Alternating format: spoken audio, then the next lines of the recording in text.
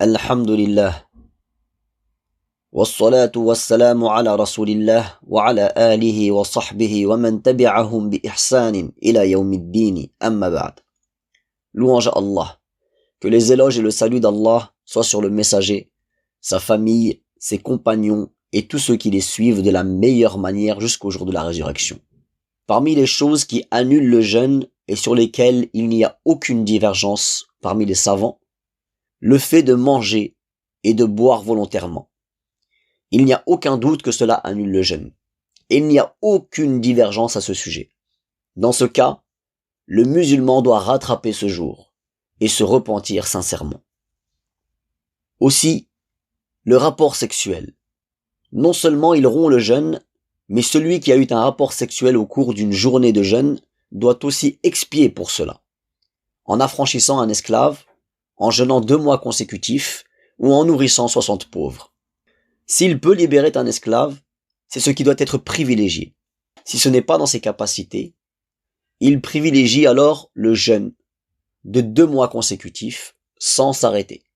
Il ne doit pas faire de pause entre les jours de jeûne, auquel cas il doit tout recommencer, sauf si cette pause n'est pas de sa volonté, comme dans le cas d'une maladie, qui permet de rompre un jeûne obligatoire. À ce moment, il n'y a pas de mal. Ou dans le cas où le jour de l'Eid intervient lors de son expiation.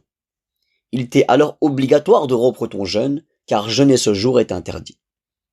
En résumé, l'avis le plus prépondérant parmi les paroles des savants est que la continuité dans le jeûne d'expiation n'est pas considérée comme interrompue si c'est par une chose qui n'émane pas de notre volonté et que l'on peut repousser.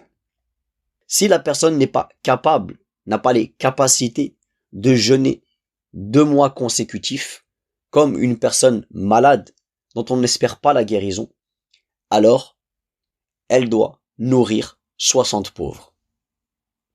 Les savants divergent au sujet de certaines choses. Annule-t-elle le jeûne ou non? Parmi celles-ci, le vomissement, al-hijama, la saignée, le khul, et d'autres choses dont les sujets sont connus chez les savants et que nous verrons lors de la prochaine intervention. أقول قولي هذا وأستغفر الله لي ولكم.